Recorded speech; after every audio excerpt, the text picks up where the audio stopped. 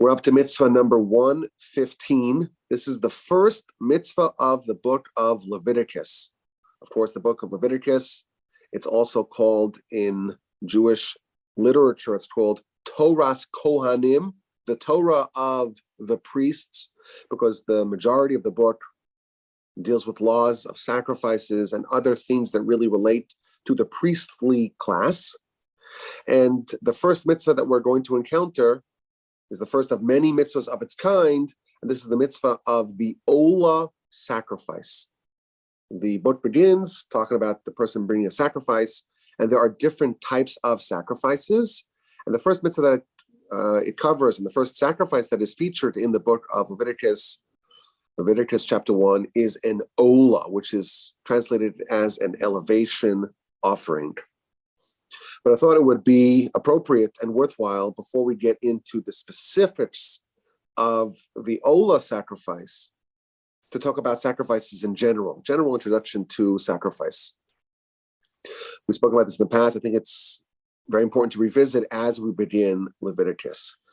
Now, it's no secret that the concept of animal sacrifices is very strange for us to hear. To modern sensibilities, to modern ears, it sounds like a very strange and unusual thing to take an animal, a perfectly healthy animal. In fact, it has to be perfectly healthy.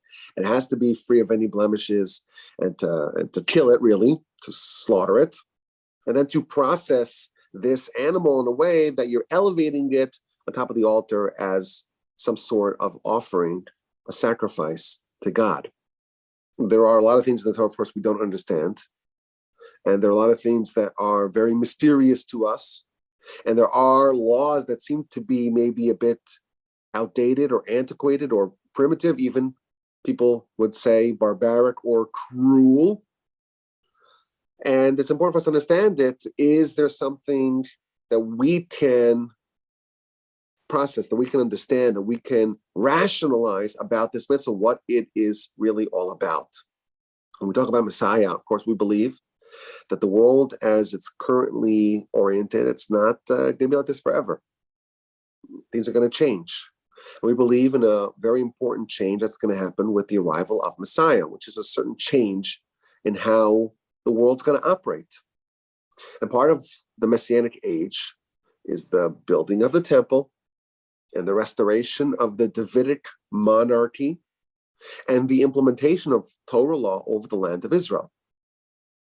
And part of that is the restoration of sacrifices, which includes regular sacrifices, the morning Tamid sacrifice, the afternoon Tamid sacrifice, and then there are communal sacrifices and personal sacrifices and voluntary sacrifices and obligatory sacrifices. And there's a whole suite, a whole bevy of different sacrifices. And we believe, and we've been talking about it in our prayers and praying for it and beseeching God to bring this about. We've been doing that for years, for millennia. And to say, and we also believe that Messiah could come at any moment. But we have to understand that means that we're talking about the restoration of sacrifices, animal sacrifices.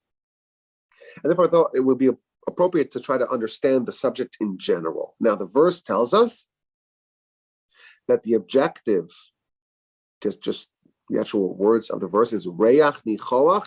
It's a pleasant aroma to God. You bring a sacrifice, there's an aroma, and that's a pleasant aroma to God. Of course, we are already trained.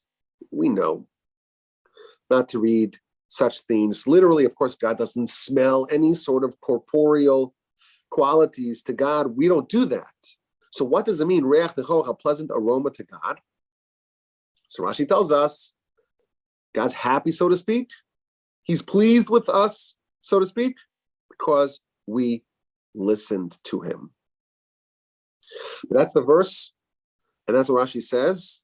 And I want to kind of do a little survey of what the other sages say about this subject, because I think once we're done with it, once we have this introduction, this general introduction to sacrifices, in the end, it will actually make a lot of sense, and it'll be much more palatable even to us with our modern sensibilities.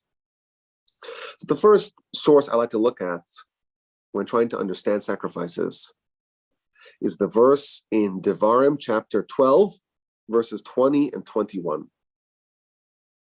It's talking about a person having a craving for meat.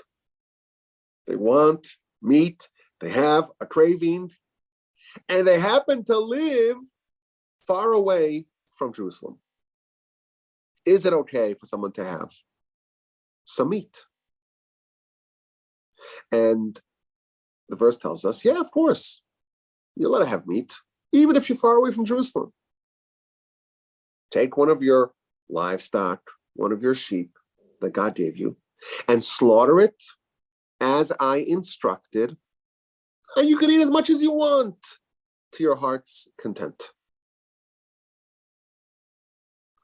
Now, if you read this verse or these verses, first of all, it's important to note that this verse is actually a proof in the written Torah for the existence of the oral Torah.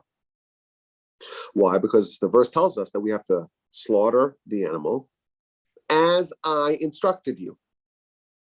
Now, if you look throughout the whole Torah, from the first word of Genesis to the final word of Deuteronomy, there are no instructions. But the verse says, as I instructed you. So the verse is telling us there's an instruction that's not featured in writing, because it's just not. So there is evidence in the written Torah for the existence of the oral Torah. So that's just a side point. But the verse is talking about the consumption of meat. What kind of meat? Just meat when you have a craving, you have a desire for some steak, which for most of us, that's something that we can relate to.